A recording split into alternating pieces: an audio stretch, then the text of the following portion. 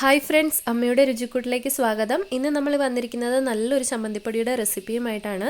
പൊതിച്ചോറിൻ്റെ കൂടെയും നമുക്കല്ലാതെ വീട്ടിൽ കഞ്ഞിയുടെ കൂടെയും ചോറിൻ്റെ കൂടെയും ഒക്കെ കൂട്ടാൻ പറ്റിയ നല്ലൊരു ചമ്മന്തിപ്പൊടിയുടെ റെസിപ്പിയാണ്. അതിനായിട്ട് നമ്മളിവിടെ എടുത്തിരിക്കുന്നത് 1.5 മുറി തേങ്ങയാണ്. പിന്നെ നമ്മളിവിടെ എടുത്തിരിക്കുന്നത് നമ്മുടെ ചമ്മന്തിപ്പൊടിക്ക് ആവശ്യമായിട്ടുള്ള വറ്റൽമുളകൊക്കെ നിങ്ങളുടെ എരിവിനനുസരിച്ച് ചേർക്കാവുന്നതാണ്.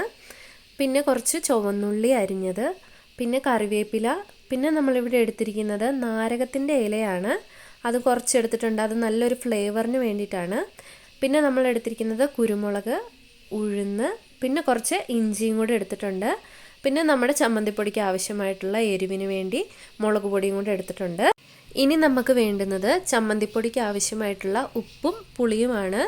നമ്മൾ അതിന് വേണ്ടിയിട്ട് കുറച്ച് ഉപ്പെടുത്തിട്ടുണ്ട്. അതുപോലെ തന്നെ ഒരു നെല്ലിക്കായുടെ വലിപ്പത്തിലുള്ള വാളംപുളിയാണ് വേണ്ടുന്നത്. വാളംപുളിയും കൂടി എടുത്തിട്ടുണ്ട്.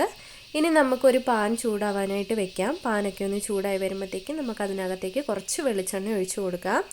ഇനി നമ്മളിവിടെ അരിഞ്ഞു വെച്ചിട്ടുള്ള നമ്മുടെ ഉള്ളി ആദ്യം ഇട്ട് കൊടുക്കാം. എന്നിട്ട് ജസ്റ്റ് നല്ലപോലെ ഒന്ന് ഇളക്കി കൊടുക്കാം. മൂപ്പിച്ചൊന്നും എടുക്കണ്ട, ജസ്റ്റ് ഒന്ന് ഇളക്കി കൊടുക്കാം. ചുവന്നുള്ളി ഒന്ന് ചൂടായി വരുമ്പോഴത്തേക്കും നമുക്കിനി അതിനകത്തേക്ക് നമ്മൾ അരിഞ്ഞു വെച്ചിരിക്കുന്ന ഇഞ്ചി ഇട്ട് കൊടുക്കാം. എന്നിട്ട് ഇഞ്ചിയും ജസ്റ്റ് ഉള്ളിയുടെ കൂടെ ഒന്ന് ഇളക്കി കൊടുക്കാം. ഇനി നമ്മളെടുത്ത് വെച്ചിരിക്കുന്ന നമ്മുടെ വറ്റൽമുളകും അതുപോലെ തന്നെ ഉഴുന്നും മുളക് പൊടി ഒഴിച്ച് ബാക്കിയുള്ള കുരുമുളകും നമ്മുടെ ആ കറിവേപ്പില നാരകത്തിൻ്റെ ഇലയൊക്കെ ഒന്ന് ഇട്ട് കൊടുത്തിട്ട് നല്ല പോലെ ഒന്ന് ഇളക്കിയെടുക്കാം. മുളക് പൊടി ഇപ്പോൾ ചേർക്കരുത്. ഇനി നമ്മളെടുത്ത് വെച്ചിരിക്കുന്ന തേങ്ങ ഇട്ട് കൊടുക്കാം. എന്നിട്ട് നല്ല പോലെ ഒന്ന് മിക്സ് ചെയ്തെടുക്കാം. ഇനി ഇത് നമുക്ക് നല്ല പോലെ ഒന്ന് മൂപ്പിച്ചെടുക്കണം. അതുകൊണ്ട് ഇളക്കിക്കൊണ്ടേയിരിക്കണം, ഇല്ലെങ്കിൽ കരിഞ്ഞു പിടിച്ചിട്ടുണ്ടെങ്കിൽ നമ്മുടെ ചമ്മന്തിപ്പൊടിയുടെ ടേസ്റ്റൊക്കെ മാറും. അതുകൊണ്ട് നമ്മുടെ തേങ്ങയൊക്കെ മൂത്ത് വരുന്നത് വരെ നമ്മൾ നല്ല പോലെ ഇളക്കി കൊടുക്കണം. നമ്മുടെ തേങ്ങയൊക്കെ ജസ്റ്റ് ഒന്ന് മൂത്ത് വന്നിട്ടുണ്ട്, ചെറിയതായിട്ട് കളറൊക്കെ ചേഞ്ചായി തുടങ്ങിയിട്ടുണ്ട്. ഇനി നമ്മൾ എടുത്ത് വെച്ചിരിക്കുന്ന ഉപ്പും പുളിയും ഇതിനകത്തേക്ക് ചേർത്ത് കൊടുക്കണം. അതിനാദ്യം നമ്മൾ പുളി എടുത്തിട്ട് നല്ല പോലെ ഒന്ന് മുറിച്ചിട്ട് കൊടുക്കുക, പിച്ചി ഇട്ട് കൊടുക്കുക. പിന്നെ നമ്മുടെ ഉപ്പും കൂടെ ഇട്ട് കൊടുക്കുക. എന്നിട്ട് വീണ്ടും നല്ല പോലെ മിക്സ് ചെയ്തുകൊണ്ടിരിക്കുക. ഇത്രയും മൂത്താൽ പോരാ, നല്ല പോലെ ഒന്ന് മൂത്ത് വരണം. അങ്ങനെ നമ്മുടെ തേങ്ങയൊക്കെ നല്ല പോലെ ഒന്ന് മൂത്ത് വന്നിട്ടുണ്ട്.